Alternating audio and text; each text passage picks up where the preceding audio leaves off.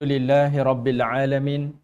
Nahmaduhu wa nasta'inuhu wa nastaghfiruh wa na'udzu billahi min syururi anfusina wa min sayyiati a'malina. May yahdihillahu fala mudilla lahu wa may yudlil fala hadiya lahu. Asyhadu an la ilaha illallah wahdahu la syarika lah wa asyhadu anna Muhammadan abduhu wa rasuluh. Allahumma himna rushdina wa 'idna min syarri nafsina. Rabbi zidna ilman nafi'an warzuqna fahmah. Allahumma fahman nabiyyin wa hifzal mursalin wa ilhamal malaikatil muqarrabin birahmatika ya arhamar rahimin. Subhanaka la ilma lana illa ma 'allamtana innaka antal alimul hakim. Wala haula wala quwwata illa billahil aliyyil azim. Amma ba'. Alhamdulillah. Pertamanya syukur pada Allah Subhanahu wa taala. Pertemuan kita pada minggu ini sekali lagi di dalam halaqah ilmu. Mudah-mudahan Allah Subhanahu wa taala melimpahkan kebaikan, kerahmatan, ketenangan dan juga keberkatan dalam kehidupan kita insya-Allah. Amin ya rabbal alamin. Dan insya-Allah untuk hari ini pertemuan kita untuk menyambung lagi tafsir dan tadabbur kita, iaitu daripada surah Hud, surah yang ke-11, dan insya-Allah kita akan sambung pada ayat yang ke-73. Kita akan sambung pada ayat yang ke-73. Baik, pada ayat yang ke-73, Allah Subhanahu wa taala menyebutkan qalu ata'jabina min amrillah. Kata Allah Subhanahu wa taala, mereka telah berkata. Kat situ ada menunjukkan bilangan ramai yang telah berkata. Siapa yang berkata ni adalah merujuk daripada tetamu-tetamu Nabi Ibrahim alaihissalam.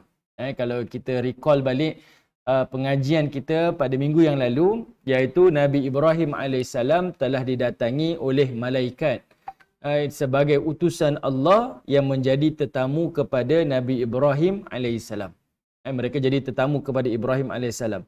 Dan malaikat ni singgah ke rumah Ibrahim AS untuk memberikan khabar gembira, al-bushra. Apa khabar gembiranya? Iaitu Ibrahim AS akan dikurniakan anak yang bernama Ishak. Dan terus Allah maklumkan juga diberikan cucu yang bernama Yaqub. Ini satu khabar yang double gembira lah. Kegembiraan yang tak boleh nak diungkapkan. Kita dapat zuriat, kita gembira. Kita bayangkan kita dapat cucu. Dan semua orang, sesiapa pun sahaja, dia dapat anak gembira. Tapi dia dapat cucu lagi gembira. Itu perasaan yang semula jadi, betul kan? Kita sayang ke cucu lebih daripada sayang anak lah. Itu tak boleh nafikan. Jadi Allah Ta'ala sebut pada Nabi Ibrahim ni, kegembiraan dia bukan sekadar dapat Ishak. Tetapi lebih gembira lagi, dia dikurniakan Yaqub, iaitu cucu kepada Nabi Ibrahim AS. Menunjukkan kepada kita yang mana Ibrahim AS ini ada keturunannya. Okey? Baik, itu bermula pada ayat yang ke-71. Ayat 72, isteri Nabi Yaqub yang bernama Sarah ni, isteri Nabi Yaqub yang bernama Sarah ni, bila dengar kabar gembira tu, dia pun kata, ya wailat, isteri Nabi Ibrahim, minta maaf. Isteri Nabi Ibrahim ni, bila dengar kabar gembira tu, dia pun kata, ya wailata a'alidu wa ana ajuz. Dia kata. Dia rasa perkataan tu benda yang sangat pelik. Dia menggunakan perkataan ya wailata. Dia menunjukkan satu benda yang sangat mustahil lah. Mustahil. Ya wailata ni benda yang sangat mustahil. Terkejut dia. Mustahil ni. Saya ni dah tua dah ni. Ibrahim pun dah tua dah. Sebab tu dia kata, a'alidu. Apakah aku ni akan lahirkan anak? Wa ana ajuz. Sedangkan aku ni dah tua dah. Wa hadha. Dan dia ni pula, suami aku ni, ba'li syaikha. Sebab kita sebut syekh kan. Syekh tu bermaksud tua dah. Suamiku lebih tua lagi. Kalau kita tengok di dalam beberapa riwayat, Sarah ketika itu usianya dah cecah 80 tahun lebih. Dan Ibrahim AS dah cecah usianya 120 tahun lebih. Ini sebagian riwayat lah. Okay? Nak ceritanya tua lah. Dari sudut uruf, sepatutnya tidak lagi melahirkan anak. Okay? Tetapi Allah Ta'ala mentakdirkan. Sebab itu kalau tuan-tuan tengok pada ayat 71 tu, tuan-tuan tengok je lah. Ada perkataan fadahikat. Bila Sarah dengar khabar tu, dia rasa happy, dia rasa gembira. Sebahagian menyebutkan perkataan fadhahikat itu iaitu merujuk dia ni didatangi haid. Haid, fadhahikat tu maksudnya didatangi haid. Benda yang mustahil berlaku kepada seorang wanita yang telah berumur. Okey, tiba-tiba datang haid dan boleh melahirkan zuriat selepas itu. Ini antaralah khabar-khabar yang Allah Ta'ala sampaikan melalui kisah Ibrahim alaihissalam. Jadinya, bila dia kata benda ni ajaib sungguhlah, benda ni mustahil sungguhlah berlaku ni, maka barulah datangnya dialog daripada tetamu Ibrahim pada ayat 73 yang kita sedang bincangkan. Okey? Iaitu mereka kata apa? Ata'jabina min amrillah.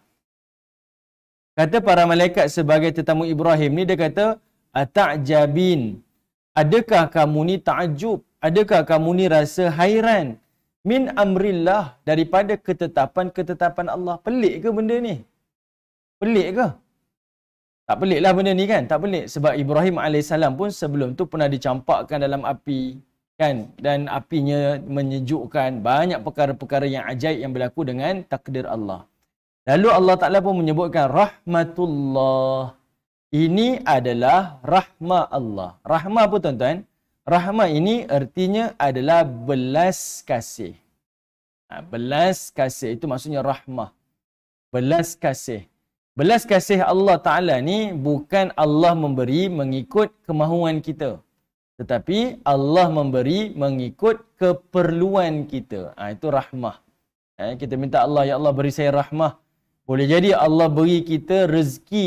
Kita tak minta tapi Allah beri rezeki. Sebab rezeki tu boleh jadi keperluan kita. Boleh jadi orang yang dia minta pada Allah rezeki, Allah tak beri. Sebab boleh jadi dia tak ada rezeki, itulah keperluan dia. Mungkin dengan rezeki menjadikan dia jahat, sombong, takabur dan sebagainya. Okay? Jadi perkataan rahmatullah ni, Allah dengan belas kasih dia memberikan apa yang manusia itu perlukan. Bukan manusia itu mahukan. Wa barakatuh alaikum ahlal bait. Dan Allah juga memberkati, memberikan keberkatan. Kita tahu maksud keberkatan itu adalah ziyadatul khair. Kebaikan yang bertambah-tambah. Jadi kebaikan yang bertambah-tambah dekat sini adalah merujuk kepada zuriat-zuriat yang Allah nak berikan kepada Ibrahim. Dan kita boleh tengoklah, Nabi Ibrahim melahirkan daripadanya keturunan para anbiya. Daripada kalangan Bani Israel dan juga daripada kalangan bangsa Arab. Okay? Sebab itu Nabi Ibrahim AS ni dikenali sebagai Abal Anbiya, bapa kepada para Nabi. Nabi Ibrahim ni dikenali sebagai Abal Anbiya. Kemudian Allah Ta'ala kata apa? Rahmah Allah dan keberkatan Allah kepada kamu Ahlal Bait. Tengok tuan-tuan, Ahlal Bait di sini merujuk kepada Sarah. Walaupun Sarah ni dia bukan Nabi ataupun Rasul, tetapi hanya pasangan isteri kepada Nabi Ibrahim AS, maka dia digelar sebagai Ahlul Bait. Yang ini yang menafikan kepercayaan daripada Syiah yang mengatakan Ahlul Bait ni iaitu hanya anak dan cucu je. Isteri Nabi ni bukan. Sedangkan kan dia kata, Aisyah ni adalah sekian-sekian. Syiah menuduh Aisyah ni sebagai penzina. Dan dia mengkutuk seluruh isteri-isteri baginda Nabi SAW. Dia tak meyakini dengan isteri-isteri Nabi. Allah Ta'ala tunjukkan kepada kita di ayat ini, yang mana para malaikat ni menyebutkan kepada Sarah, inilah rahmah Allah. Tak berpegang pun. Dia hanya pegang Ahlul Bait ini adalah anak dan cucu ke bawah saja. Yalah, sebab tu dia tak fikir macam tu. Dia nak menafikan. Sebab kalau dia pegang yang ini, maka yang ini boleh tolak. Maka yang ini boleh kena terima. Tapi dia tolak semuanya. Okay?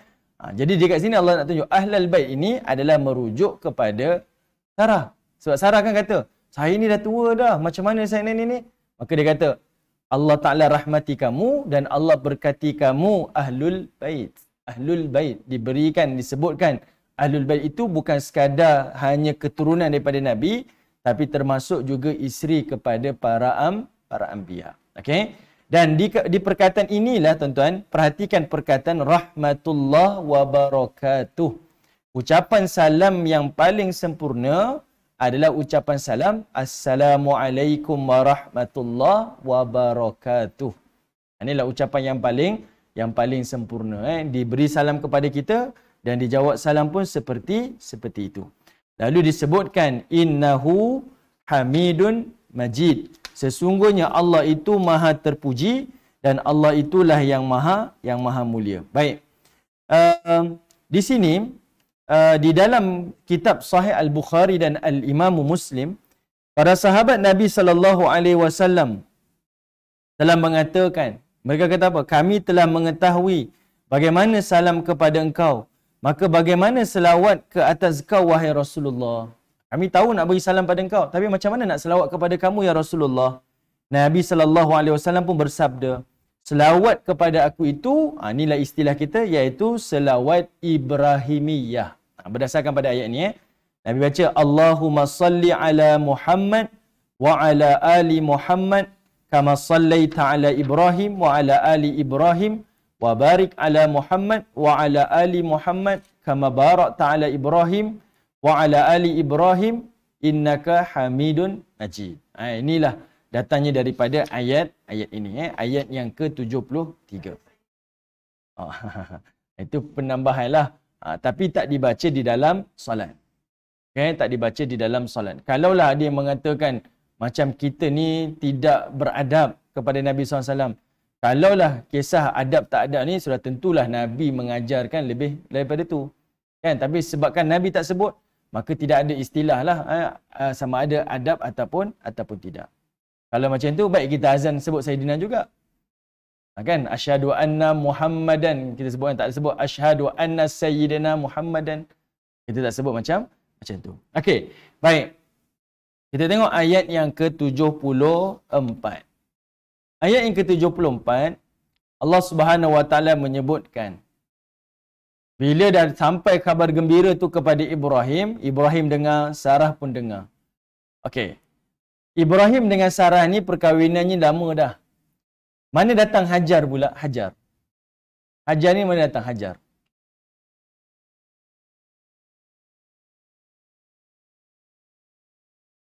Okey. Dalam riwayat yang sahih, Hajar ni adalah hadiah daripada Raja Mesir. Yang mana Raja Mesir ni ketika mana Nabi Ibrahim AS, dia pernah melalui negeri Mesir. Ketika itu dia bertemu dengan raja yang paling tak senonoh lah, tak baik raja ni. Dan dia suka nak kepada saudara perempuan. Dia suka kepada yang ni. Ini jenis raja macam itulah. Jadinya Nabi Ibrahim AS, kata Nabi SAW, Nabi Ibrahim ni dia pernah buat istilah kita macam apa? Helah. Dia bagi tahu kepada isteri dia, kalau ditanyakan nanti, bagi tahu yang kamu itu adalah saudara aku. Okey, saudara dekat sini bukanlah istilahnya menipu, tapi adalah saudara perempuan dalam agama ni, Islam lah. Ni helah lah, kita sebut helah. Jadinya, raja ni bila dia setiap kali dia nak sentuh tangan Sarah ni, masa ketika itu tangan dia lumpuh, tak boleh angkat. Lalu dia kata pada Sarah, tolong doakan untuk aku ni supaya aku sembuh semula. Sarah pun berdoa pada Allah dan dia sembuh semula. Dan dia sentuh nak kali kedua, lumpuh lagi sekali, lagi teruk lagi. Dan dia kata, wahai Sarah, doakan untuk aku ni, aku nak sembuh. Sarah doakan dan dia sembuh. Lalu marah raja ni, dia kata apa? Yang kau hantar kepada aku ni bukan wanita dan bukan manusia, tetapi syaitan, kata dia. Dan kerana tu dia kata apa? Kalau macam tu, inilah wanita ni aku serahkan kepada engkau dan dia menjadi hamba kepada engkau. Namanya Hajar. Hajar. Dan kata Abu Hurairah yang bawa riwayat ni, dia kata apa? Itulah ibu kepada orang Arab. Itulah ibu kepada orang Arab. Lahirnya Ismail dan lahirlah keturunan kepada baginda Nabi SAW. Okey? Baik. Jadi Sarah dengan Ibrahim AS ni, perkahwinannya lebih awal lah. Tapi dikurniakan zuriat yang lewat. Okey. Baik. Tengok ayat yang ke-74. Falamma dhahaba an Ibrahim ar-ra'u. Allah Subhanahu Wa Taala kata apa? Falamma zahaba, dan apabila hilang perginya perasaan kepada Ibrahim itu, ar-ra'u. Ar-ra'u ni tuan-tuan, iaitu perasaan takut. Dekat perasaan takut dia banyak kita dengar. Perkataan khasyah, khauf. Ayat sebelum ni disebut khauf, dia takut kan? Tapi dalam ayat ni disebut ar-ra'u. Ra' ni dia perasaan takut yang telah berganti dengan ketenteraman. Itu ra', dia bertukar. Allah Ta'ala sebut satu perkataan ni tapi nak tunjukkan perasaan tu hilang. Dia takut tadi hilang, tapi bertambah rasa tenteram, dia rasa lazat. Macam mana nak kata tuan-tuan? Macam kita lah nak ambil satu keputusan yang tadi kita takut perasaan ni, tiba-tiba dapat tu dia rasa macam satu perasaan yang sangat lega, sangat tenteram. And then dia adalah perasaan yang sangat-sangat nikmat. Kita kalau dapat satu khabar gembira, dengar happy je. Tapi kalau kita berada di perasaan yang paling rendah, tengah betul-betul takut ni, tiba-tiba jadi happy. Dia perasaan tu dia lebih manis lagi. Macam anak-anak dapat peperiksaan kan? Yang dia takut, berapalah keputusan. Takut tu jangan cakap lah. Hati ni dudap-dudap, dah berhari-hari tak boleh tidur. Dapat keputusan, tengok cemerlang, mesti menangis. Perasaan tu dia luar biasa. Luar biasa. Jadi itu namanya ar-ra'. Ar-ra'. Jadi Allah Ta'ala telah gantikan. Pergi perasaan ketakutan, digantikan dengan perasaan ketenteraman. Waja'athul bushra, kata Allah Ta'ala. Dan berita gembira itu datang kepadanya. Datanglah berita gembira tentang kelahiran Ishak dan Yaqub kepada Ibrahim alaihissalam. Lepas tu kata Allah Ta'ala, yujadiluna fi qaumi Lut, kata Allah Ta'ala. Dan ketika itu Ibrahim bersoal jawab tentang kaum Lut. Tuan-tuan perhatikan perkataan yujadiluna. Perkataan yujadiluna tu datang daripada perkataan jidal. Ia sebenarnya berdebat ataupun membantah. Bukan bersoal jawab. Terjemahan Puan Shima apa?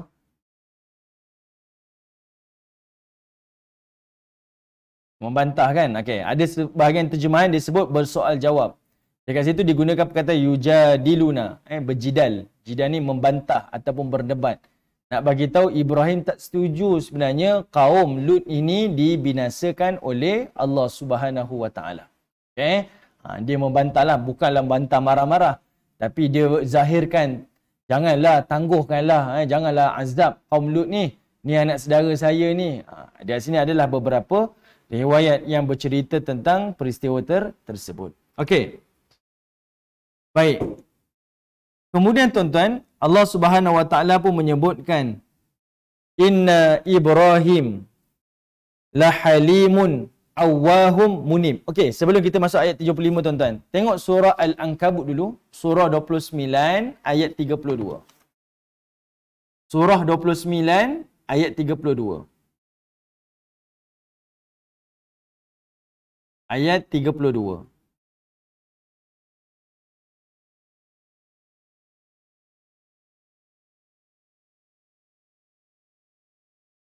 Okey. Ini antara dialog Ibrahim AS. Apa yang Nabi Ibrahim bantah kepada utusan-utusan ni? Dia kata apa? Qala. Ayat 29, surah 29 ayat 32. Okey. Apa yang Nabi Ibrahim berjidal dengan para malaikat ni, tetamu-tetamu dia tentang kaum Nabi Lut. Kata Nabi Ibrahim, qala inna fiha. Kata Ibrahim, sesungguhnya di bandar itu, bandar apa ni tuan-tuan? Bandar disebutkan Sodom kan? Sodom. Satu lagi, apa saya lupa lah. Gumarah apa nama? Gumarah. Saya tak ingat. Dia ada dua bandar sebenarnya. Bukan. Itu bukan. Dia satu lagi bandar, saya lupa. Ini disebut dalam Injil lah. Ghuramah, macam itulah lebih kurang. Ada, kan, betul kan? Ada dua bandar yang dibinasakan. Okey.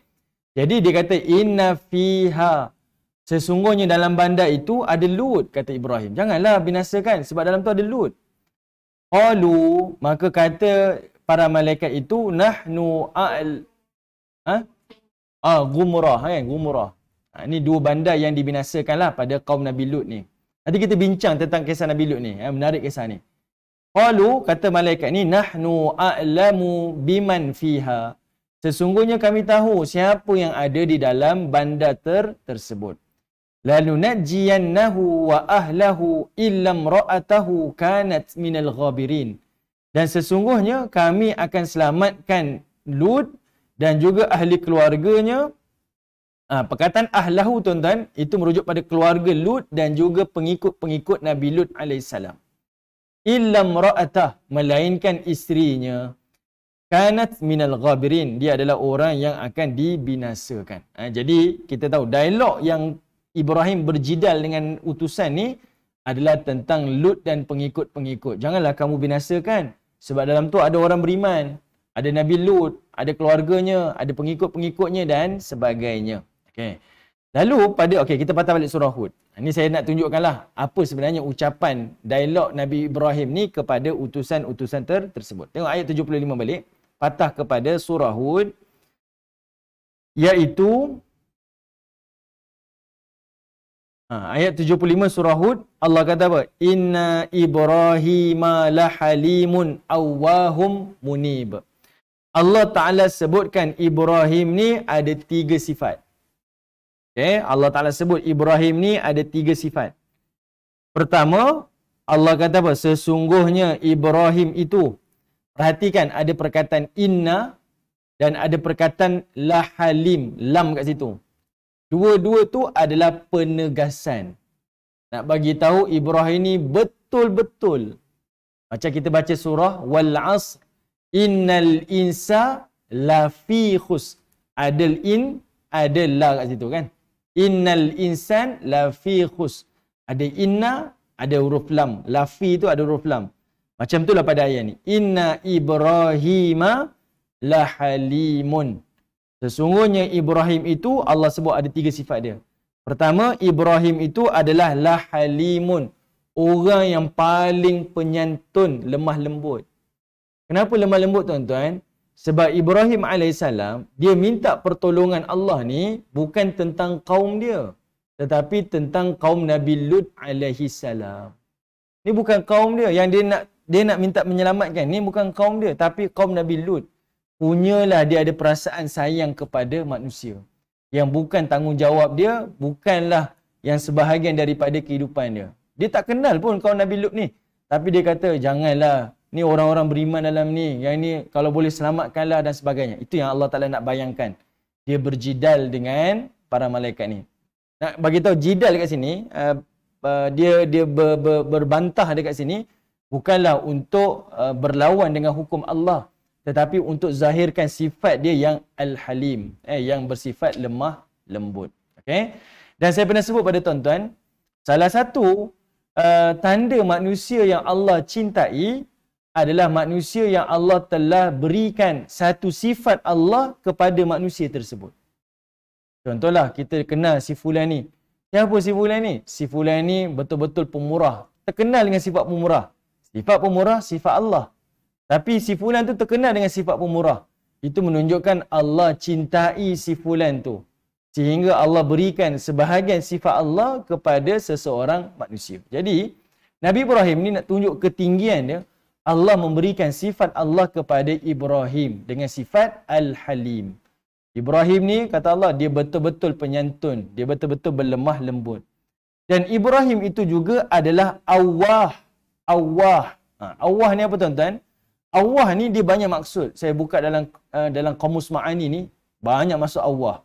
Awwah ni dia adalah orang yang paling banyak berdoa. Itu maksud awwah. Apa maksud banyak berdoa? Saya cuba bayangkan tuan-tuan. Banyak berdoa ni adalah orang yang sangat baik hubungan dengan Allah Ta'ala. Apa sahaja rintih pada Allah. Apa sahaja minta kepada Allah. Hubungan dengan Allah ni betul-betul kuat. Okey, itu awwah. Dalam maksud yang lain, awwah ini adalah orang yang memiliki hati yang jinak. Awwah. Kalau tengok dalam kamus dia sebut raqiqul qalb. Dia memiliki hati yang lunak. Sangat lunak hati dia. Dan dia adalah orang yang sentiasa hatinya berharap kepada Allah. Dan yang ketiga, Nabi Ibrahim ni juga adalah munib. Munib. Orang yang sentiasa bertaubat kepada Allah. Munib ni kita boleh terjemah sebagai bertaubat. Dan munib juga kita boleh terjemah sebagai orang yang sentiasa kembali kepada Allah Ta'ala. Dan selalu saya sebut pada tuan-tuan, perkataan at-taubah, dia datang daripada perkataan taba. Artinya kembali kepada Allah Subhanahu Wa Ta'ala. Jadi Allah Ta'ala sebut, 3 ciri Nabi Ibrahim AS. Baik, kenapa Allah Ta'ala sebut macam ni tuan-tuan? Sebab Ibrahim ni, yang tuan-tuan selalu dengar cerita Ibrahim, cerita apa? Yang tuan-tuan selalu dengar cerita Nabi Ibrahim ni cerita apa? Dia kena bakar lagi. Pergi ke Mekah. Kan? Sebenarnya, Ibrahim ni, dia ni diuji dengan ujian yang paling berat dalam banyak sudut. Ada anak kena ujian, ada isteri kena ujian, dalam perkahwinan, jarak jauh, macam-macam ujian. Sebab itu disebut sebagai Abul Anbiya. Dari sudut keturunan, dialah yang bapa kepada seluruh para Nabi. Dan dari sudut ujian, dialah ujian yang paling berat. Sebab itu dia naik makamnya menjadi Khalilullah. Paling yang dicintai oleh Allah Ta'ala. Orang yang kalau sentiasa diuji, selalunya hatinya keras, kan? Kita dah kuat lah, dah immune dah dengan ujian-ujian ni. Tapi Allah tak kata. Nabi Ibrahim halim. Halim. Jiwa dia tu lembut sangat. Walaupun ujian tu kuat. Dia ni awah. Banyak berdoa kepada Allah. Dan dia ni adalah munib. Banyak serahkan dirinya kepada Allah Ta'ala. Orang kalau tempuh hidupnya, dia dah kita kata tabah lah. Ujian-ujian hidup ni dia rasa tak apalah. Selalunya dia akan tengok, saya ni semua ujian saya boleh tempuh. Dia akan kembali pada diri dia. Tapi tidak pada Ibrahim. Lagi berat ujian dia, lebih banyak dia kembali kepada Allah Subhanahu Wa Taala. Sebab itu Allah sebut 3 sifat ni kepada Ibrahim. Sebab nak bagi tahu, kalau kita faham cerita Ibrahim ni, kehidupan dia, ujian-ujian dia, ujian dengan bapa dia, kan? Macam mana? Kemudian ujian dia masa dia belia, kemudian dia remaja, dia berkahwin, jadi bapa, jadi datuk, macam-macam ujian dia. Kita tahu kenapa Allah sebut Ibrahim ni dengan 3 sifat ni. Okay, nak bagi tahu dia memiliki kualiti jiwa yang sangat kuat dengan Allah Subhanahu Wa Taala. Okey. Baik, tuan-tuan tengok ayat yang ke-76. Okay, pada ayat ke-76 Allah Subhanahu Wa Taala menyebutkan ya Ibrahim. Dia kata wahai Ibrahim. Kata malaikat ni wahai Ibrahim. A'rid an hadha. Dia kata a'rid an hadha. Dia kata dahlah, tinggallah. Berpalinglah. Dan jangan hiraukanlah isu-isu ni. Janganlah kamu buat macam ni. Yang ini tuan-tuan adalah sebenarnya pujian Allah kepada Ibrahim. Bila Allah kata a'rid, berpalinglah Ibrahim daripada kamu berjidal ni, daripada bantah-bantah ni. Kita ingat mungkin Allah Ta'ala marah kepada Ibrahim. Seolah-olahnya ini ketetapan Allah, jangan masuk campur. Sebenarnya tidak, ini pujian. Sebab kualiti jiwa Ibrahim ni. Sebab itu tuan-tuan kena tengok, kenapa ayat 75 tu dia berada di tengah-tengah. Saya bayangkan macam ni tuan-tuan. Ayat 74, Allah kata Ibrahim berjidal dengan malaikat. Betul? Yujadiluna fi qaumi Lut. Kan? Ayat 75, patutnya malaikat jawab. Wahai Ibrahim, tinggalkanlah berjidal ni. Ini adalah ketetapan Allah. Betul tak, Puan Syimah? Kalau ikut flow dia kan. Bila Allah kata Ibrahim berbantah dengan utusan. Patutnya ayat 75, utusan tu jawab. Wahai Ibrahim, dahlah jangan berbantah. Itu baru namanya Allah Ta'ala tegur Ibrahim, jangan kamu ni campur tangan dengan ketetapan Allah. Tapi ayat 75 tu, Allah Ta'ala selitkan Ibrahim itu, kata Allah, Halim, Awah, Munib. Kenapa dia duduk kat tengah-tengah? Sebab nak bagi tahu ini adalah pujian kepada Ibrahim. Ini bukan Allah Ta'ala kita kata murka lah. Ibrahim seolah-olahnya nak campur tangan. Bukan Allah murka. Tapi pujian. Sebab nak bagi tahu jiwa Nabi Ibrahim ni terlalu lembut. Sangat berharap kepada Allah Subhanahu Wa Ta'ala. Jadi malaikat ni pun kata, a'rid an hadha. Tak apa Ibrahim, palinglah kamu daripada ni, jangan hiraulah sebab ini dah ditetapkan oleh Allah Taala. Okey. Sebab ada orang ingat Allah Taala murka pada Ibrahim. Sebab dia bagi tahu, ditegur Ibrahim, jangan kamu ambil tahulah pasal ni. Sebenarnya tidak. Ini adalah pujian Allah kepada Ibrahim alaihi salam. Sebab Ibrahim cuba memujuk malaikat ni jangan binasakan kaum Lut, bukan kaum Nabi Ibrahim. Ni kaum orang lain ni. Tapi dia ambil berat tentang manusia yang lain. Ini satu kelebihanlah kepada Ibrahim alaihissalam. Baik, kemudian Allah Taala kata apa? Innahu qad jaa amru rabbik wa innahum atihim azabun ghairu mardud. Kata Allah Subhanahu Wa Taala, innahu qad jaa. sesungguhnya telah datang amru rabbik, ketetapan, perintah ataupun azab daripada Tuhan kau. Ini Allah dah perintahkan, Allah dah tetapkan. Wa innahum, dan sesungguhnya mereka itu atihim azabun ghairu mardud, akan didatangi azan yang mereka tidak akan dapat tolak. Dah benda ni Allah tetapkan. Ayat 76. Allah Ta'ala takkan tolak dah. Ni adalah ketetapan Allah dan azab ni umat ni takkan dapat tolak dah. Dia benda yang tetap akan berlaku. Okey, satu soalan kepada tuan-tuan. Kita dah tengok dah beberapa kisah Nabi yang Allah timpakan azab keseluruhan. Sampai zaman bila yang para manusia ni bila buat maksiat, Allah tangguhkan azab. Allah tak azab dah. Kita tengok kisah Nuh. Dia buat maksiat, Allah terus datangkan bencana banjir. Kita tengok kisah Hud. Buat maksiat, Allah datangkan musibah. Lut, Saleh datang musibah. Lut ni datang musibah nanti. Ibrahim semua dan sebagainya. Zaman bila yang manusia ni, bila dia buat maksiat, Allah tangguhkan azab. Allah tak binasakan. Dia awal lagi. Dia start daripada zaman Musa. Dia bukan satu kaum. Dia kepada tentera aja. Dia samalah macam kisah Nabi Muhammad yang memusuhi Nabi tu mati juga dalam perang Badar kan, misal kan. Ni semua, tapi bukanlah satu kaum macam ni. Semua kaum tu diterbalikkan, dibinasakan. Okay?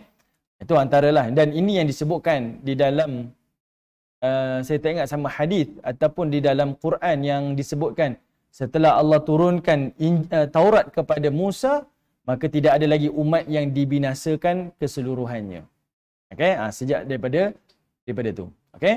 Baik, tuan-tuan tengok ayat yang ke-77. Okey, kita masuk kisah Nabi Hud alaihi salam. Jadi malaikat yang bertamu di rumah Ibrahim, tinggalkan Ibrahim, dah sampaikan khabar gembira dan dia terus menuju ke perkampungan Nabi Hud alaihi salam.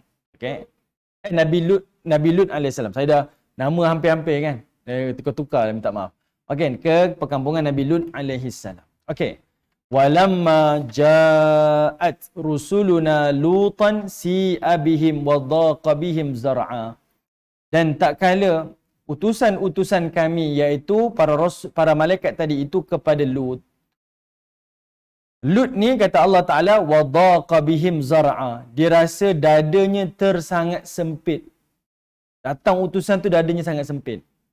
Dekat sini tuan-tuan, ada dua riwayat. Satu riwayat kata, tetamu yang datang kepada Lut ini adalah di kebun Nabi Lut AS. Di kebun, maksudnya kawasan awam. Orang nampak. Dan satu lagi riwayat yang menyebutkan dia datang ke rumahnya terus. Ada dua pandangan lah. Tapi kedatangan dua tetamu ni disedari. Sebab itu Allah sebut وَضَاقَ بِهِمْ زَرْعًا. Hatinya, dadanya sempit. Dia rasa ini ujian berat. Dan sebab itu tuan-tuan boleh tengok, ada perbezaan kisah ni dengan kisah Ibrahim. Ibrahim bila datang tetamu, dia terus beri salam. Salamun qalan salaman kan. Tapi pada kisah Hud ni, kisah Lut ini, dia tak beri salam. Sebab nak kata suasana waktu itu, dia sangat-sangat rasa sempit. Dan dia terlalu bimbangkan tentang keselamatan tetamunya. Sebab itu dia tak sempat nak memberi salam. Allah tak rekodkan yang kedatangan tetamu itu diberi salam. Waqala, dan Lut pun kata apa? Hadza yaumun asib. Dan dia kata apa? Inilah hari yang paling sulit. Teruk ini. Kita istilah kita teruk habislah ni, habis. Sebab apa tuan-tuan dia kata macam ni? Sebab di situ tidak ada yang selamat. Di kampung dia ni tidak ada yang selamat. Sebab itu bila datang tetamu ni, datang pula dengan rupa paras yang sangat tampan.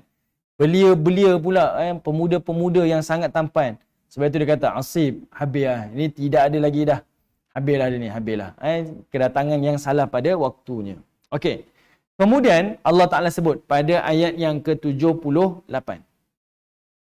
Pada ayat 78, Allah kata apa tuan-tuan? Kata Allah Subhanahu Wa Ta'ala, وَجَاءَهُ قَوْمُهُ يُهْرَعُونَ إِلَيْهِ وَمِنْ قَبْلُ كَانُوا يَعْمَلُونَ السَّيِّئَاتِ. Kata Allah Subhanahu wa taala, dan datanglah kaumnya. Kaum Lut ni datang. Nak cerita tuan-tuan, betul apa yang dikatakan oleh Lut. Bila dia kata asib, ni habislah kita ni, habislah. Tetamu datang ni memang sulitlah. Aku tak tahu nak buat macam mana dah. Terus Allah kata, kaum dia datang dalam keadaan yuhra'una ilaih. Datang dalam keadaan bergegas.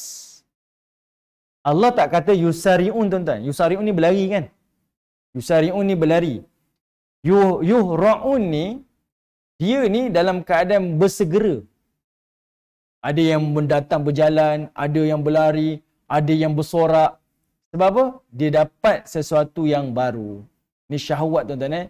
Apabila manusia bertunjangkan nafsu dan syahwat ni, dia hilang pertimbangan dah. Okay? Dia dah tak fikir apa dah tuan-tuan. Sebab itu Allah sebut perkataan tu, yuhra'un. Kaum dia bergegas pergi ke tetamu tu untuk melakukan macam-macam lah kepada tetamu ni. Wa min qablu kanu ya'maluna sayyi'at. Dan kata Allah Subhanahu wa taala, Nabi Lut ni tahu sejak dulu lagi kaumnya memang melakukan perbuatan-perbuatan yang keji. Tuan-tuan perhatikan perkataan ya'malun. Ya'malun. Apa beza tuan-tuan perkataan ya'malun dengan yaf'alun? Kalau tuan-tuan tengok kan, kita belajar. Ada perkataan ya'malun, amala. Ada perkataan yaf'alun, fa'ala. Apa beza tuan-tuan? Dekat sini Allah gunakan perkataan ya'malun. Mana Cik Syikin? Cik Syikin boleh try. Kenapa Allah Ta'ala gunakan perkataan ya'malun? Kita dah jumpa kan perkataan yaf'alun, perbuatan juga, melakukan. Yaf'alun, ya'malun. Sama je perkataan ni. Ada beza tuan-tuan, perkataan ya'malun dengan yaf'alun. Ya'malun ni, orang yang dia buat satu benda tu, dia dah fikir masak-masak. Dia bukan benda yang spontan. Dia memang nak buat. Itu ya'malun. Allah nak sebut, kaum Nabi Lut ni, dia buat dosa ni dalam keadaan dia sedar. Dia sedar apa? Dia tahu ni salah. Dan dia nak buat. Kalau yaf'alun, dia buat boleh jadi dalam bentuk spontan.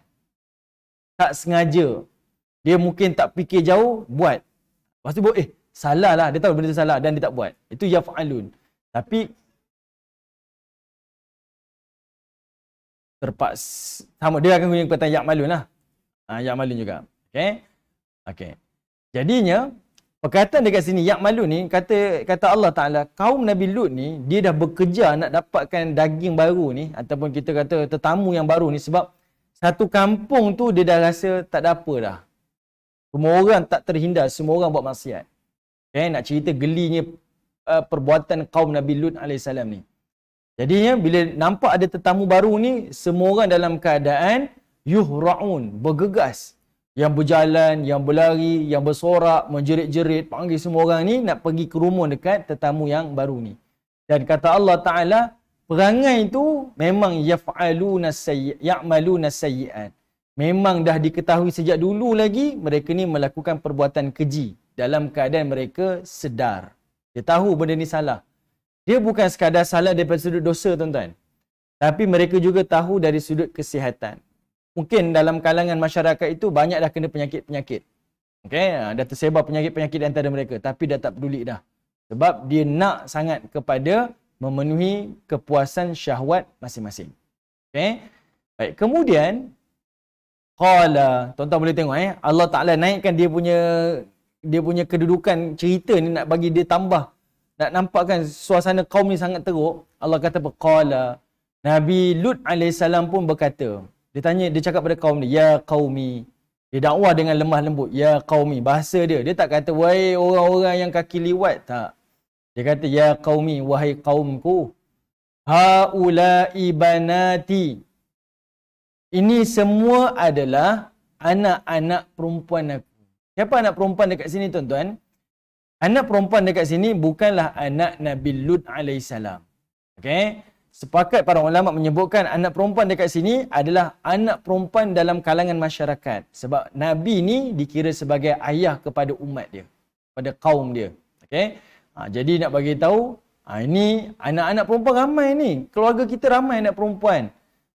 Hunna atharu lakum. Mereka itu adalah suci kepada kamu. Maksudnya berkahwinlah dengan fitrah. Berkahwinlah dengan fitrah. Janganlah buat benda-benda yang melawani kepada fitrah. Mereka ni, wanita-wanita ni Allah Ta'ala sediakan memang untuk dikahwini. Ceritanya tuan-tuan, mereka ni adalah kaum yang mendatangi lelaki dengan lelaki. Dan mereka tak peduli pun kaum wanita. Okey. Kemungkinan tak ada. Sebab saya baca beberapa riwayat. Saya tengok juga dalam Bible kan. Saya nak cerita pasal Bible nanti. Dia sebut yang didatangi itu adalah lelaki kepada lelaki. Yang perempuan tak disebutkan. Yes. Sebab tu kalau tuan-tuan tengok dalam surah apa surah At-Takwir, tak silap saya, yang Allah Ta'ala sebut. Contoh yang kita tengok. Jap, saya semak. Sekejap saya semak sekejap cuba buka surah At-Takwir ayat yang ke betul tak? Ya, saya tengok. Okey, ayat ke-8. Surah At-Takwir ayat yang ke-8. Surah At-Takwir surah 81 ayat ke-8. Okey. Ini ayat ni nak cerita Kalau tuan-tuan tengok pada ayat ini, surah At-Takwir ni, daripada ayat pertama sehinggalah ayat yang ke-13, Allah Ta'ala ceritakan tentang 12 tanda kiamat. 6 tanda sebelum kiamat, 6 tanda selepas kiamat. Ayat pertama sampai ayat 13.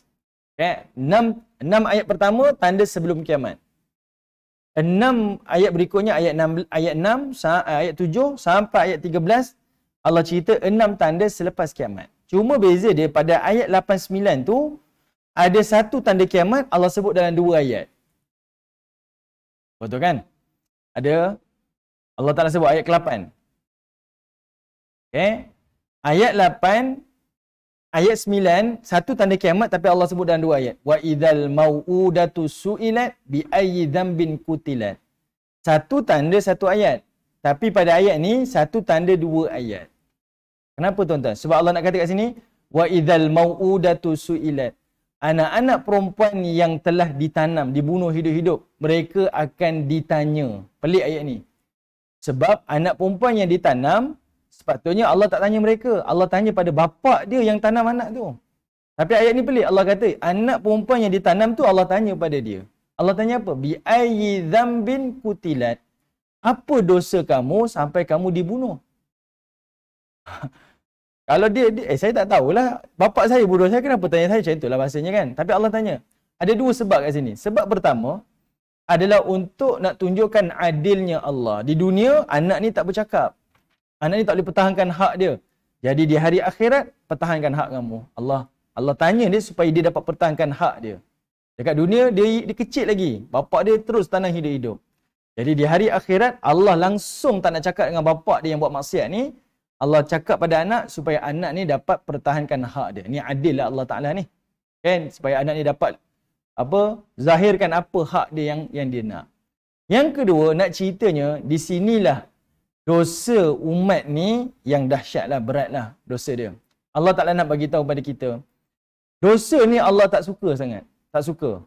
Sebab Allah nak bagi tahu pada kita, kalau zaman dahulu, umat dahulu dia bunuh anak perempuan, umat kita hari ni kita ingat lebih baik tak? Umat kita bunuh anak perempuan dan kita bunuh anak lelaki. Laki perempuan kita bunuh. Ayat ni nak bagi tahu kenapa disebut 2 ayat? Sebab nak bagi tahu umat akhir zaman nanti mereka berada di era yang melakukan dosa ni lebih dahsyat daripada umat terdahulu. Umat kita bukan bunuh anak perempuan je, anak lelaki pun kita bunuh. Umat dahulu seperti Lut, mereka ni ada buat hubungan sejenis lelaki dengan lelaki. Yang perempuan saya tak jumpa. Mungkin ada, saya minta maaf kalau saya salah. Yang saya jumpa banyaknya ayat tentang berkaitan tentang hubungan lelaki dengan lelaki. Yang perempuan tak ada. Tapi umat kita, lelaki dengan lelaki, perempuan dengan perempuan. Perempuan dengan perempuan. Lelaki, lagi dahsyat kita tukar jantina, transgender lagi. Kita lagi baik ke lagi buruk? Kalau ikutkan macam umat terdahulu, Allah timpakan azab memang serta-merta lah. Tapi sekarang ni Allah Ta'ala tangguhkan seluruh azab-azab kepada kita.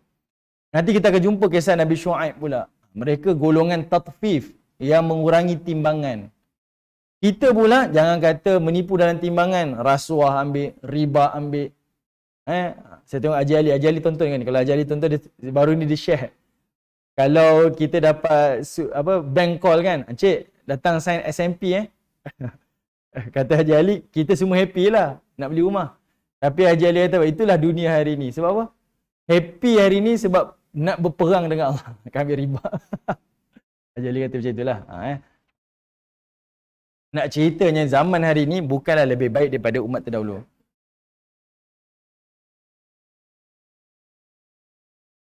Lebih. Kita bukan berada lebih baik.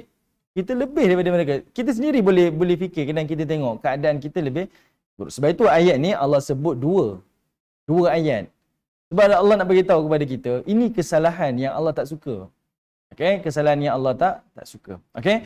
Baik, sebahagian dia jadi tanda kiamat. Okey, sebahagian lagi sebagai tanda Allah Taala tak menyukai kepada perkara tersebut. Okey. Baik, jadinya sebab itu yang saya jumpa pada tafsiran para ulama tentang lelaki saja hubungan seksual ni. Sebab itu bila Nabi Lut kata, kamu datangilah wanita-wanita ni sebab mereka ni hunna atharu lakum. Mereka tu adalah suci untuk kamu.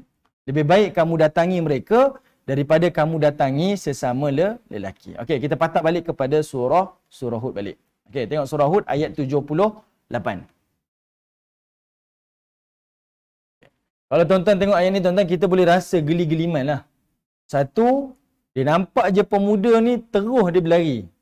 Dalam keadaan tergesa-gesa, bergegas. Semua orang tinggalkan semua urusan. Dan semua orang fokus untuk nak cuba yang baru. Okay? Kita boleh nampak lah. Sebab itu contohlah dalam hal perzinaan lah. Kita tak istilah terlanjur, tuan-tuan. Mana boleh terlanjur? Takkanlah saya boleh start kereta, isi minyak kereta, kemudian bayar duit tol, jemput pula wanita ni daripada rumah dia, kemudian pergi ke hotel, ataupun ni. Mana boleh terlanjur, tuan-tuan? Semuanya itu dirancang dan semua itu dilakukan dengan keadaan sedar. Kan? Sedar. Dia tak akan berlaku secara tiba-tiba lah, tuan-tuan. Semuanya itu daripada satu step ke satu step, satu step ke satu step. Manusia ni dia akan terdorong dengan syahwat dia sehingga luar daripada rasional dia. Jadi Allah sebut perkataan yuhra'un. Mereka ni semua bergegas, dah tak peduli apa dah. Nak cuba. Dan Allah kata itulah perbuatan yang paling keji yang dilakukan. Dan Nabi Lut pun bagi tahu, dahlah, janganlah. Pergilah cari wanita-wanita yang lebih suci pada kamu, yang lebih bersih untuk kamu datangi, bukan kepada kaum sesama kamu. Dan kata Allah Ta'ala, fattaqullah. Okay, fattaqullah. Nabi Lut AS pun dia sambung lagi dakwah dia. Dia kata apa? Bertakwalah kamu kepada Allah. Bertakwalah kamu kepada Allah. Wala tukhzuni fi dhaifi. Dan janganlah engkau cemarkan pada tetamu-tetamu aku. Maksudnya Nabi Lut tak tahu lagi utusan itu ataupun tetamu itu adalah para malaikat. Dia tak tahu pun. Sehinggalah dia pun kata, wala tukhzuni. Jangan cemarkan aku. Jangan cemarkan nama aku. Tolonglah jangan buat benda-benda malukanlah. Aku malu sangatlah. Ni tetamu aku ni. Ni bukan orang kampung, orang luar ni. Janganlah buat macam ni. Tuan-tuan boleh faham tak? Kalau ada orang merayu, tuan-tuan, sampai macam ni, kita boleh bayangkan dia keadaan yang sangat-sangat sukar lah.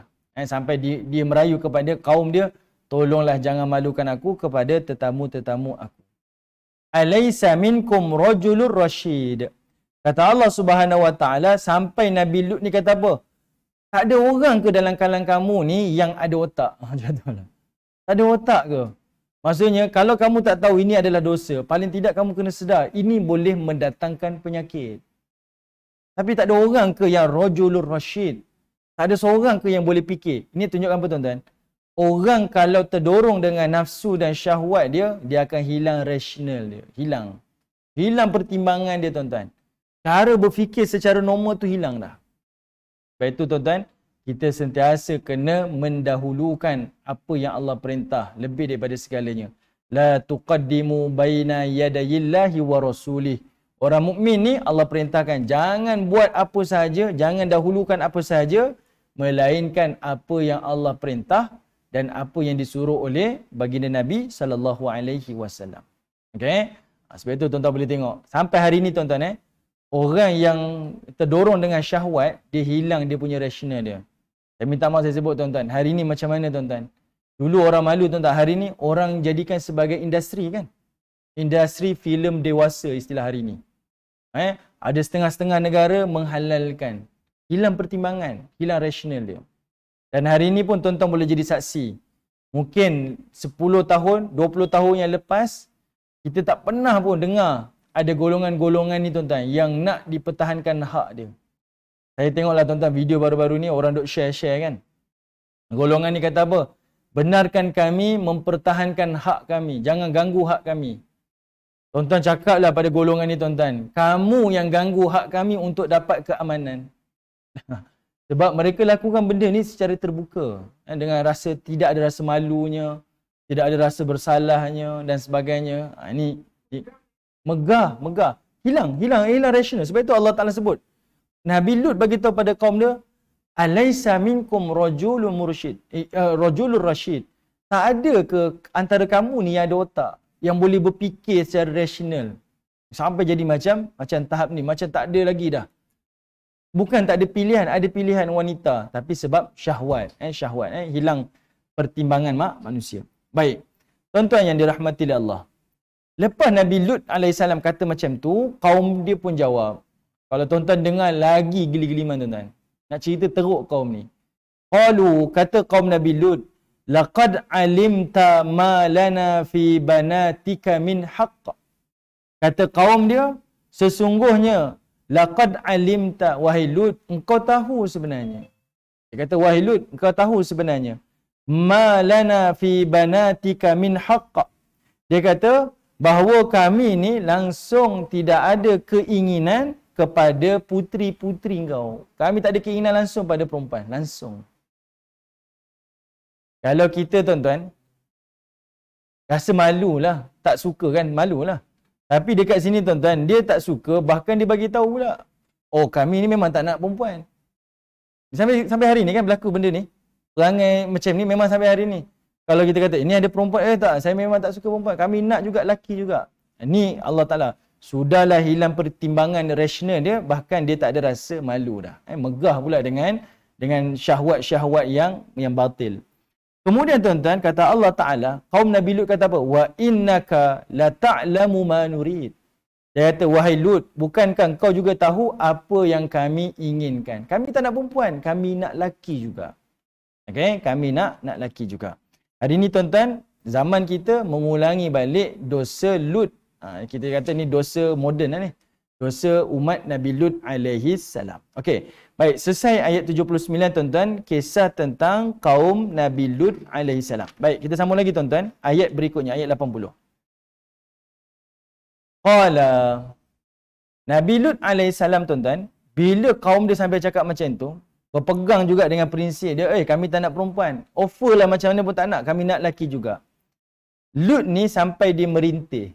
Dia kata apa? Lau annali. Tuan-tuan tengok surah Hud, surah 11 ayat 80.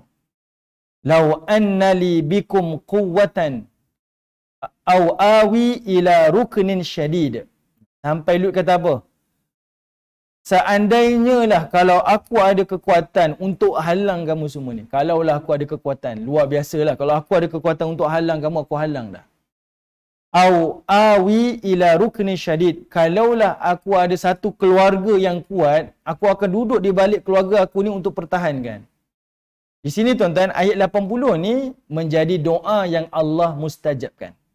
Tuan-tuan kena tengok Bermula daripada Nabi Lut ni, selepas zaman Nabi Lut, kisah Nabi Shu'aib dan seberikutnya, semua para nabi yang diangkat oleh Allah, semuanya datang daripada kelompok terhormat. Semuanya datang daripada pemimpin-pemimpin kaum. Okay? Sampai Nabi Lut, sebab Nabi Lut ni dia datang daripada orang kebanyakan. Jadi sampai dia mengadu, ya Allah, kalau aku ada kekuatan, aku halang dah. Kalau aku tak ada kekuatan pun, kalau aku ada satu keluarga yang ada nama, yang aku boleh duduk berlindung belakang dia, aku akan gunakan. Sebab aku tak ada apa-apa dah. Sampai dia merintih macam tu. Nak kata, dah hilang daya lah. Aku tak ada daya dah nak menghalang dia. Aku tak ada kuasa nak halang. Jadi Allah Ta'ala angkat doa Nabi Lut ni. Setelah itu, setiap kali para anbiya yang diutuskan oleh Allah, semuanya datang daripada pembesar kaum. Semuanya datang daripada pembesar kaum. Okay? Baik. Sebab dia Bani Israel. Bani Israel ni semuanya datang daripada satu keturunan, satu keluarga. Nabi Daud, Ayub Zulkifli ni semua pembesar ni. Walaupun dia hanya anak beranak saja, tapi dia masih lagi duduk di satu susu galur terhormat. Nasab dia terhormat. Sebab itu kalau kita tengok tuan-tuan, Nabi tu dia tak diapa-apakan. Contoh Nabi SAW ke Nabi Isa, walaupun tak disukai, tapi dia tak diapa-apakan. Sebab dia datang daripada kelompok terhormat. Macam Nabi Lut ni, rumah dia diserang. Ditolak-tolak pintu rumah tu. Saya nak try juga. Saya nak try tetamu awak ni. Sampai tahap tu. Macam dia tak ada kuasa nak halang. Kita tak boleh halang sebab kira orang kebanyakan lah. Kalau pintu istana, pintu pembesar tu, rakyat tak boleh usik lah. Macam itulah maksud dia. Okay? Baik. Qalu. Tengok ayat 81. Qalu. Maka kata kaum Nabi Lut AS. Minta maaf. Maka kata utusan yang diutus pada Nabi Lut, iaitu kalangan malaikat. Malaikat pun kata apa? Qalu ya Lut. Dia kata, wahai Lut, inna rusulu rabbik. Kami ni adalah utusan-utusan Tuhan kamu. Lan yasilu ilaika. Jangan risaulah. Sebab kaum kamu ni, dia tak akan ganggu kau. Dia tak akan berani usik kau. Sebab aku ni adalah Rasul. Okay? Aku ni adalah utusan kamu. Fa'asri bi ahlika bi qit'im minal lail. Sekarang ni kamu bawalah keluarga kamu dan juga pengikut kamu keluar daripada kampung ni, iaitu bi qit'im minal lail, pada lewat malam. Di penghujung malam, di akhir-akhir malam tu bawa keluar. Wala yaltafit. Dia kata wala yaltafit minkum ahadun illa imra'atak. Dan janganlah kamu toleh salah seorang daripada kamu ke belakang, melainkan isteri kamu. Ini tunjukkan masa Nabi Lut keluar dengan keluarga dia. Tengok Allah gunakan perkataan yaltafit. Yaltafit tu artinya adalah iltafat. Dia menoleh. Kenapa menoleh? Sebab Allah Ta'ala kata, jangan ada kalangan kamu yang akan toleh. Isteri Nabi Lut pun ikut sama Nabi Lut. Nabi Lut keluar, bawa keluarga dia, bawa pengikut dia, isteri dia pun ikut juga. Tetapi isteri dia menoleh ke belakang. Kenapa Allah tak bagi toleh, tuan-tuan? Ada dua sebab. Sebab yang pertama, dia akan timbul rasa kasihan pada kaum dia. Sebab Allah akan terbalikkan dia punya bumi tu. Dia akan rasa timbul kasihan.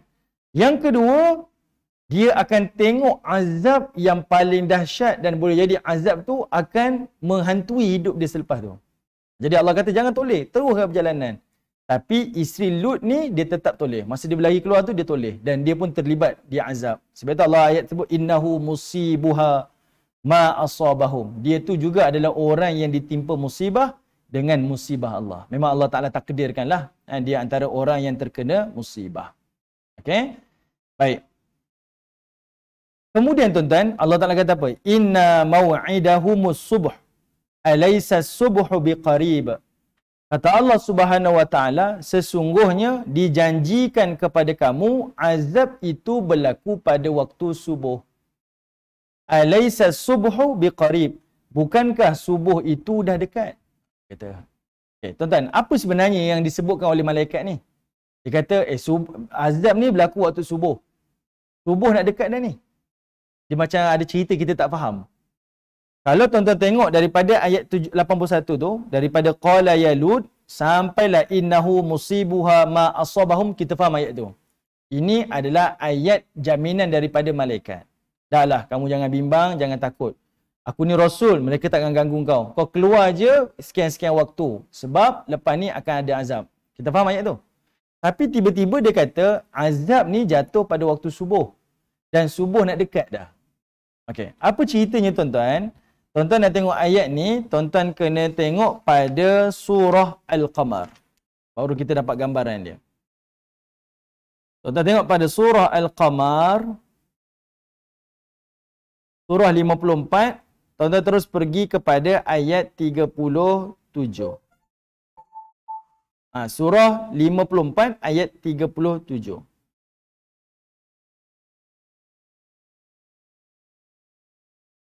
Okay. Waalaikumsalam warahmatullah. Hello. Ya, ya. Kenapa dia Puan Latifah? Sorry. Okey. Okey, baik. Tuan-tuan tengok Ayat 37 ni Allah sebut. Okey. Allah kata apa tuan-tuan? Walaqad rawaduhu an dhaifih fatamasna a'yunahum fadhuqu azabi wa nuzur. Dan demi sesungguhnya mereka telah memujuk Nabi Lut mengenai tetamunya. Lalu kami hapuskan biji mata mereka dan dikatakan kepada mereka, rasalah azabku dan kesan amaranku. Apa kisahnya tuan-tuan? Ceritanya, kaum dia ni bila nampak tetamu dalam rumah Nabi Lut ni, dia dah berkejar berlari-lari ramai-ramai ni, dia menjerit tau. Saya nak. Tu perkataan Yura'un tu, nak cerita memang dia nak sangat tetamu ni. Sampailah dia tolak-tolak pintu Nabi Lut ni. Dan tuan-tuan kena bayangkan, Nabi Lut ni dah habis kunci rumah, dah takut dah. Macam mana kita nak selamatkan diri ni? Tetamu dalam rumah tu pun kata, tak apa, dah, lepas ni kamu bergerak je dan keluar pada penghujung malam. Tuan-tuan kena bayangkan, rumah kita ni kena serang, kena kepung. Orang nak dapatkan tetamu kita ni. Dan waktu tu, Allah Subhanahu Wa Taala sebutkan dalam ayat ni, dia kata, subuh ni berlaku azab dan subuh nak dekat. Nak bagi tahu pada Nabi Lut, seolah-olahnya macam Nabi Lut tanya, sampai bila aku nak kena bertahan ni? Orang dah rempuh-rempuh rumah ni, macam mana nak bertahan ni? Waktu itulah malaikat kata apa? Azab berlaku pada waktu subuh. Dan subuh kan nak dekat. Maksudnya waktu tempoh tu pendek je. Sabar sikit je. Kamu bertahan sikit je. Lepas ni akan datangnya pertolongan daripada Allah Ta'ala. Dan pada waktu itu, datangnya malaikat Jibril dan butakan seluruh mata kaum Nabi Lut AS. Semua buta. Tapi tuan-tuan, kalau tuan-tuan baca tafsir, waktu kaum dia buta ni tak nampak dah. Dia dah tak nampak dah, dibutakan sebelum datang azab ni, dia butakan. Waktu tu keinginan masih ada lagi. Dia dah buta tuan-tuan, dia cari kan, dia tak nampak rumah dah. Mana yang dapat dia capai, itulah dia terus buat hubungan lagi. Dia terus berhubung lagi di antara mereka. Tak nampak dah ni. Okay, sebab itu Allah sebut, dia ni dibutakan matanya. Okay, kaumnya dibutakan. Belum. Ni sebelum. Ni belum azab lagi. Ni waktu dia tengah rempuh, rumah dia kena rempuh ni.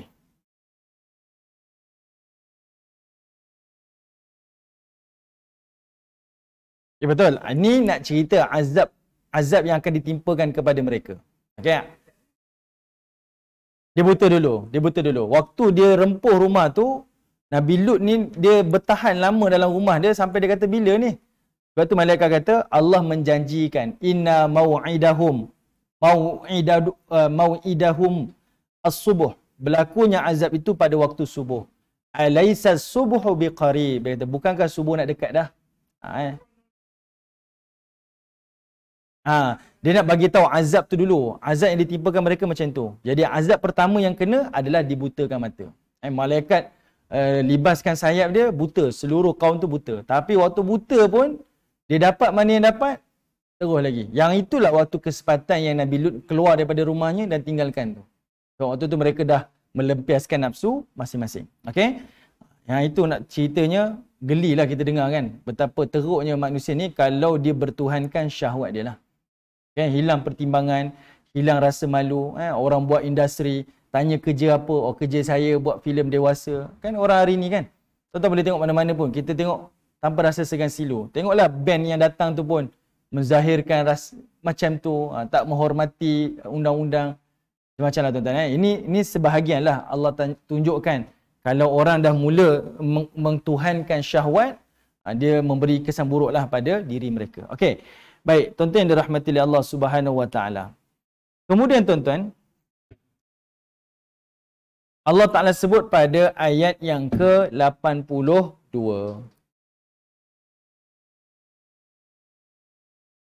Falamma jaa amruna ja'alna 'aliyaha safilaha. Maka kami datangkan azab kami. perintah kami jadikan aliyaha, apa yang ada dekat atas, safilaha, kami letakkan kat bawah. Yang ada dekat bawah, kami letakkan ke atas. Kita terbalikkan. Kenapa Allah datangkan azab terbalik ni tuan-tuan? Seperti mana mereka terbalikkan fitrah, langgar fitrah, macam itulah Allah timpakan azab, terbalikkan kepada mereka, alam mereka, kampung mereka. Wa amtarna 'alaiha hijarah, dan Allah datangkan hujan-hujan berbatu daripada mereka, kepada mereka, min sijil. Sijil ni dia ada dua je dalam Quran. Satu surah Fil, satu lagi dalam surah Hud ni. Okey, sijil ini adalah batu yang berapi. Okey, dan dia timpa kepada kaum Lut ni mandud, bertubi-tubi. Dan sebab itu sebahagian ulama menyebutkan antara azab orang yang melakukan perzinaan dan juga liwat ini adalah hukuman rejam. Dia sama hukuman macam kaum Nabi Lut. Direjamlah dengan batu-batu, hujan berbatu daripada langit ni. Okey, sijil, hijaratan min sijil. Dia datang, sudahlah diterbalikkan lalu direjam sampai mati. Okey, kaum ni dihancurkan oleh Allah Taala. Baik.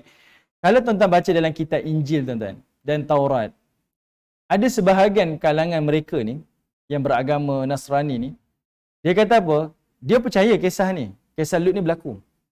Dalam kitab mereka disebut Lot lah, Lot. Kisah ni berlaku. Kalau ikut dia dua, Gumarah kan, apa nama? Gumarah tadi dengan Sodom. Katanya Pompei di Itali kan, tapi ini banyak riwayat lah. Cumanya mereka kata apa? Kisah ni sebenarnya bukan Allah hancurkan sebab golongan gay lesbian ni. Dia cuba defend. Dia kata apa? Allah Ta'ala hancurkan kaum ni sebab mereka ni tak menghormati tetamu daripada Tuhan. Dia kata sebab tetamu tu buat benda tak baik, kaum ni buat tak baik pada tetamu tu, sebab itu Allah hancurkan. Benda tu tak logik lah. Sebab ayat sebelum tu, awal lagi tuan-tuan boleh tengok ayat dalam surah ni, iaitu pada ayat 78 tu, Allah Ta'ala sebut dah apa ucapan Nabi Lut AS. Kan? Waktu dia datang berlari-lari, dia nak meliwat tetamu ni, dan Lut pun kata, kita ada anak-anak perempuan ni yang suci bersih ni, pergilah datangi mereka.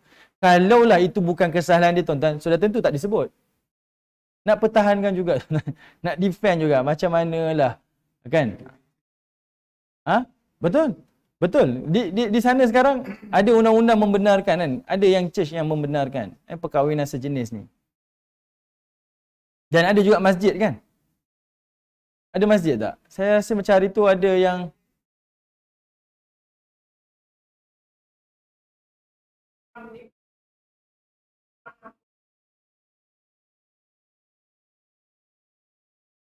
ya.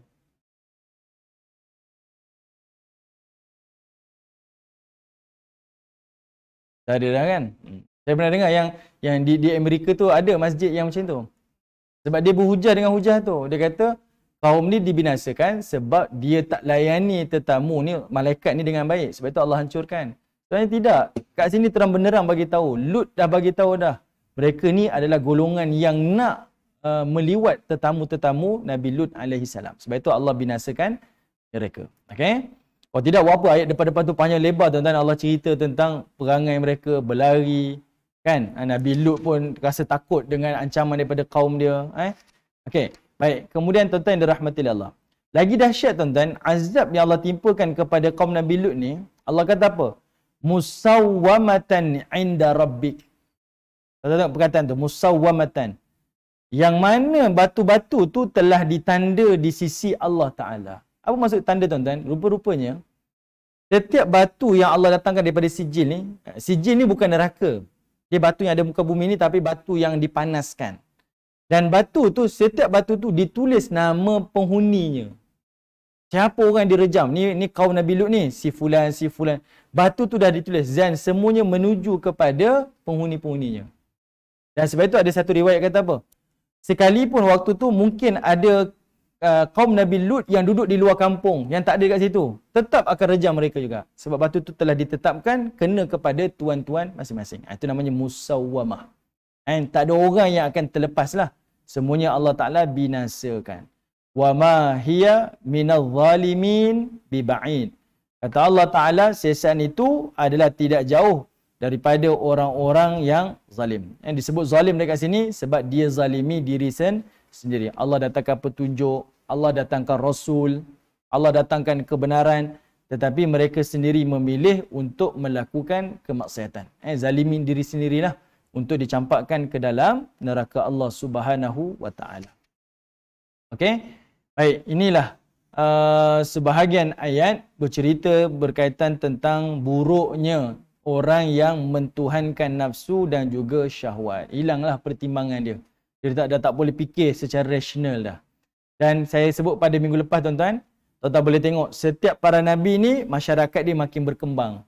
Mula-mula daripada dosa syirik, kemudian berkembang jadi dosa sekian, berkembang akhirnya sampai kepada dosa seksual dah. Ya, dia dah makin berkembang kejahatan yang dia buat. Kenapa? Punca satu je, daripada tauhid sebenarnya. Kalau dia meyakini tauhid ni daripada Allah Subhanahu Wa Taala, sudah pasti dia akan patuh apa yang Allah Taala perintahkan. Okey? Baik. Sekarang ni kita masuk kepada kisah Syuaib. Kisah Syuaib. Syuaib bin Harun. Nama sama juga. Okey? Kisah Syuaib bin Harun. Okey. Syuaib ni juga menjadi siapa tuan-tuan? Bapa mentua kepada dan Syuaib ni dia jadi bapa mentua kepada Nabi Musa AS. Dia jadi macam puzzle dia bertemu balik lepas tu. Okey? Dan tuan-tuan tengok dalam surah Hud ni dia bermula daripada Nuh sampailah ke penghujung. Inilah kisah yang mengikut turutan waktu dia. Setiap nabi tu mengikut turutan waktu dia. Okey. Di sini Allah Taala sebut wa ila madyana akhahum syuaiba. Dan kepada penduduk Madian kami utuskan saudara mereka bernama Syuaib. Saudara dekat sini adalah saudara bernasab lah daripada keturunan dia sendiri, bukan orang luar, bukan sesiapa pun, tapi daripada kalangan mereka. Dan Syuaib ini adalah datang daripada suku yang terhormat. Kisah Lut dah selesai dah. Jadi Allah Taala datangkan para nabi selepas itu adalah daripada kelompok yang Allah yang terhormat. Lalu Nabi Syuaib pun berdakwah kepada kaum dia. Qala ya qaumi ibudullah. Allah ulang lagi sekali tuan-tuan. Dah banyak nabi kita jumpa dah. Setiap kali dia berdakwah, dia gunakan perkataan ya qaumi, iaitu dengan dakwah bil hikmah. Dengan dakwah yang berlemah lembut, dengan sifat rahmah. Dia tak cela, dia tak kutuk, dia tak label, walaun, walanun, apa lagi? Pak Syimah tahu, Pak Syimah tak tahu. Terpelihara Pak Syimah. Okey, Abang Amin dia tahulah. Sekarang zaman sekarang ni Kak Syimah, semua orang melabel. Semua label. Macam label lah. Nabi mengajarkan kepada kita, mereka tetap panggil kaum dia dengan ya qaumi, wahai kaumku, wahai bangsaku. Kau dengan aku sama je. Dan aku nak ajak kepada kamu ni ke arah kebaikan yang menyelamatkan dunia dan akhirat. Okey? Itulah pendekatan para nabi. Baik. Kemudian benda yang pertama yang dipesan sama, menjadi trend setiap para nabi ni, iaitu perkataan pertama adalah memperhambakan diri kepada Allah, min ilahin ghairuh, dan tidak ada Tuhan yang disembah melainkan Allah sahaja. Jelas ayat ni tuan-tuan. Ayat pertama adalah ayat tauhid. Apa sahaja kita buat pendekatan dakwah tuan-tuan, mestilah ayat tauhid, dan ini menginsafi diri kita. Hari ini mungkin ramai pendakwah yang berdakwah adalah bukan membawa umat dia kepada Allah Ta'ala, tetapi lebih membawa dirinya dikenali oleh umat. Bawa orang follow dia, bukan follow Tuhan. Follow Nabi, bawa untuk kenal dia. Tengok aku ni siapa, aku ni siapa. Sebab itu bila tengok di media sosial, akhirnya pendakwah-pendakwah ni dah sama macam orang lain dah. Maksudnya, dia terpaksa ikut trend. Sebab nak orang follow dia kan. Dia bukan nak orang lagi kenal Tuhan tu menggembirakan dia, tak. Biar orang kenal dia. Bawa orang kenal dia. Sebab tertipulah dengan benda-benda macam ni. Orang kenal kita, insya-Allah lepas ni mudah berdakwah. Tak tuan-tuan? Tak mudah dah lepas tu. Biar kita ni tak dikenali, tapi mesej agama tu sampai kepada orang lain. Okey? Ini perkara pertama yang Allah Ta'ala pesan. Sebab itu kalau tuan-tuan ingat lagi kita mengaji surah Al-Muluk. Surah Al-Muluk ni dia berada di juzuk 29. Dan juzuk 29, tema dia adalah tema dakwah. Okay, juzuk 29 tema dia tema dakwah. Sebab itu pada juzuk 29 ada kisah Nabi Nuh. Ada surah-surah Nuh. Sebab dialah pendakwah yang sejati. Kita dah bincang banyak kali kisah Nabi Nuh ni. Jadinya, ayat surah pertama dalam tema dakwah tu adalah surah Al-Muluk. Sebab Allah nak bagi tahu, dakwah ni yang paling utama sekali adalah membesarkan Allah. Hari ni pendakwah, bila dia berdakwah, saya minta maaf sebut tuan-tuan, tak semua lah, sebahagian lah. Dia membesarkan diri dia, mengkuduskan dirinya di depan pengikut dia. Biar pengikut muliakan dia, besarkan dia. Bukan membawa umat ni kepada Allah Subhanahu Wa Taala. Benda ni sebahagian lah daripada tipu daya iblis. Okey, baik. Jadi Allah Ta'ala pesan melalui lidah Nabi Shu'aib, iaitu pesan mentauhidkan Allah Subhanahu Wa Taala. Yang kedua tuan-tuan, yang sering kali kita terlupa, kesalahan kaum Nabi Lut ini adalah wala tanqusul mikyal wal mizan. Mereka itu adalah orang yang mengurangi takaran. Mikyal ni takaran. Mizan adalah timbangan. Takaran ni apa tuan-tuan? Mikyal ni adalah kalau di zaman Nabi, mikyal ni adalah perniagaan, sistem yang digunakan oleh orang Madinah. Saya jual kurma sekotak, 2 kotak, 3 karton, 4 karton, itu mikyal. Mizan ni ditimbang. Ditimbang. Okay, ini adalah bisnes orang Mekah pula. Dia berdagang, dia gunakan mizan. Orang Madinah menggunakan mikyal. Okay? Ada takaran, ada timbangan lah. Dalam skop yang lebih luas konteks dunia hari ini, apa-apa bentuk perniagaan, muamalah, termasuklah kategori mikyal wal mizan. Ini agama yang bersistem tuan-tuan. Sampailah sekecil-kecil urusan dalam jual beli ni pun diajarkan di dalam agama kita. Okey? Baik. Jadi Allah Ta'ala kata apa? Nabi Shu'aib pesan pada kaum dia, mentauhidkan Allah dan jangan kurangi takaran dan timbangan kamu. Artinya, kesalahan mereka selain syirik pada Allah, mereka ni melakukan, iaitu mengambil hak orang lain secara zalim. Okay? Dalam jual beli itu dia melakukan penipuan. Okey.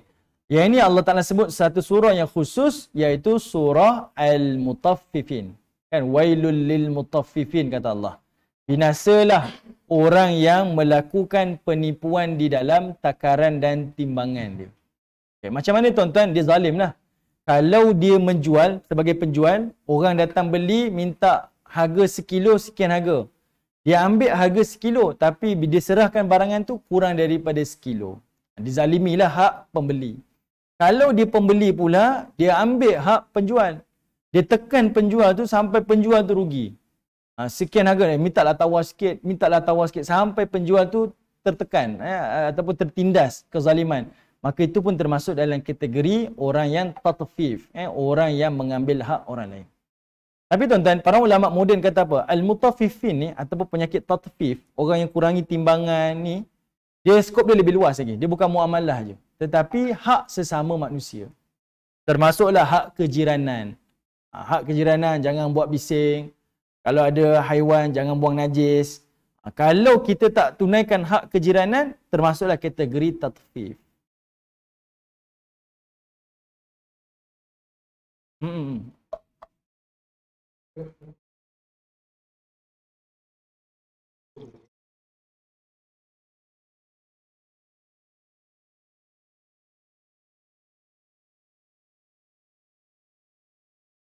Kita beli, lepas tu kita jual balik. Jual kat dia.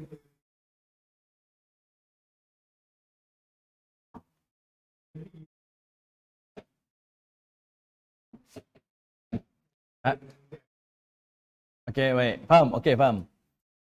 Dia kalau dari sudut hukumnya, jual beli lelong tu halal lah. Sebab dia memang ada, kita beli, kita jual, kemudian ada, masing-masing ada risiko masing-masing.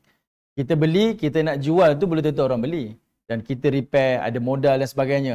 Saya tak nak bincang yang itulah tuan-tuan. Dari sudut pembelian tu, itu kena tanya pada pakar betul-betul muamalah lah. Tapi dari sudut asasnya, halal. Halal sebab jual beli tu memang ada akad dia, ada syarat-syarat dia, ada rumahnya, barangan, semualah. Dari sudut rukun-rukun jual beli tu ada komplit. Jadi kita tak argue lah benda tu. Cuma dari sudut nilai harga hari ni. Kan kita dah tahu dah pembelian tu sekian harga. Kemudian kita tekan lagi harga. Bagi saya satu penindasan lah. Tapi itulah fenomena. Contohlah, sekarang berapa? 5.3 kan? Betul 5.3 Bang Syimah. Interest bank sekarang. 4 something kan? Tapi saya tu rumah je 5.3. Ada saya lain bank kan? Bayangkan kalau harganya 100 lebih kan? Bank beli letak harga 5.3 atau 4 point lebih. Berapa dah dia kena bayar? Memang benda tu sangat menekankan lah. Memang menekankan. Kita tak nafikan lah. Memang tu satu penindasan lah. Dan kita berbayangkan macam mana dia nak bayar dengan sekian rumah macam ni, dengan harga macam tu, memang penindasan lah. Tapi saya tak argue lah benda tu sebab semua bank ada pakar dia lah. Dia tahulah sudut syarat itu semua, itu bidang dia lah. Tapi dari sudut kita sendiri berfikir, kita rasa sangat menekankan. Sangat menekankan.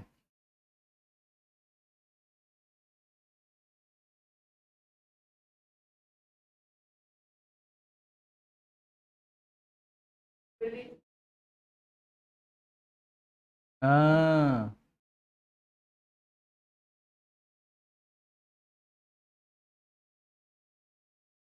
ada. Apa tahu kan tu. Tapi sekarang ramai orang buat kan.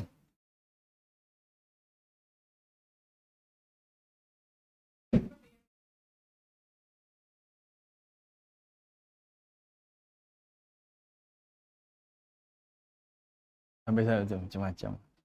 Okey. Tapi kalau kita dah tahu benda tu memang langgar, tak payahlah buat lah. Okey, tapi nak bagi tahunya, golongan tatfif ni, kalau tengok kat sini, walaupun dia hanya cerita tentang muamalah, ambil hak orang lain dan sebagainya, tapi dalam skop yang lebih luas, dia berkaitan tentang hubungan manusia dengan manusia. Tadi saya sebut hal kejiranan. Ataupun dalam hal kenegaraan, rakyat ni dia dikenakan cukai. Kan? Kerajaan pula perlu membina infra kepada rakyat. Masing-masing ada hak masing-masing. Kerajaan hak dia kepada rakyat, rakyat kena bayar cukai. Barulah kerajaan ada dana untuk buat infra. Jadi kita sebagai rakyat, kita tahu kita orang yang kena bayar cukai, bayar, jangan lari dari cukai. Sebab itu ada hak pada orang lain. Dan bagi kerajaan pula, bila dia amanahkan untuk ni, maka sediakan sepatutnya infra-infra kemudahan kepada rakyat dia. Jangan ditahan-tahan. Dan jangan ambil untuk kesempatan masing-masing lah. Di bahasa yang tuan-tuan boleh faham lah. Maksudnya masing-masing ada hak masing-masing dan masing-masing kena tunaikan hak masing-masing. Jadi cerita Nabi Syuaib ni, dia bukan sekadar cerita kaum ni, dia mengurangi timbangan dalam muamalah dia, tetapi pengajaran kepada kita dalam seluruh skop kehidupan kita, hubungan sesama manusia. Termasuklah suami dengan isteri, isteri dengan suami. Ada pada isteri tu hak suami, ada pada suami tu hak isteri. Ada ibu ayah tu hak anak-anak, ada pada anak-anak tu hak ibu ayah. Semuanya kena jalankan tanggungjawab dengan sempurna. Okey, ini cerita dia lah. Untuk masing-masing tunaikan hak masing-masing. Baik, kemudian Allah Ta'ala sebut ayat 84 itu, Inni arakum bi khair, kata Allah. Sesungguhnya aku melihat kamu itu bi khair, dalam kebaikan. Kenapa Nabi Syuaib kata kaum dia dalam kebaikan? Di sini ada dua tafsiran. Tafsiran pertama, kata Nabi Syuaib, aku tengok kamu semua ni dalam keadaan baik. Baik dekat sini apa tuan-tuan? Iaitu ada kemampuan untuk berniaga. Bijak kamu ni, boleh berniaga, pandai, bagus. Memang bagus. Pujian yang bagus. Memang kamu ni boleh berniaga. Yang kedua, inni arakum bi khair. Aku tengok kamu ni dalam keadaan baik, iaitu memang hasil perniagaan ni kamu kaya dan kamu senang. Itu masuk khair kat situ. Memang mereka ni nampak pandai berniaga dan mereka dapat kesenangan daripada perniagaan mereka. Okey. Tapi dalam masa yang sama kata Nabi Syuaib, wa inni, dan aku sesungguhnya akhafu alaikum. Aku takut kepada kamu itu azab yaumin muhit, iaitu akan berhadapan dengan azab yang akan membinasakan di hari akhirat. Kenapa? Sebab kamu ada akal, boleh berniaga. Dan kamu kaya dengan hasil perniagaan kamu, tapi kamu melakukan penipuan. Kamu ambil hak orang lain. Yang itu yang aku bimbang, yang kamu akan dibinasakan oleh Allah Ta'ala. Nak cerita, perniagaan tu Allah haruskan, Allah halalkan perniagaan dia. Namun, ada unsur-unsur yang menjadikan manusia itu akan dibinasakan oleh Allah Subhanahu wa taala. Nanti kita akan tengok tuan-tuan, ayat lepas ni Allah cerita bab keadilan dan Allah Taala cerita sebenarnya rezeki itu adalah baki. Baki tu maksudnya dah tunaikan zakat, dah tunaikan hak orang lain. Yang lebihan tu itulah rezeki yang Allah berkati. Itu ada ceritalah lepas ni. Kita akan jumpa pada kesempatan yang akan datang. Okey. Baik, wallahu taala a'lam tuan-tuan. Kita jumpa pada minggu hadapan dan kita berhentilah pada ayat yang ke-84 insya-Allah.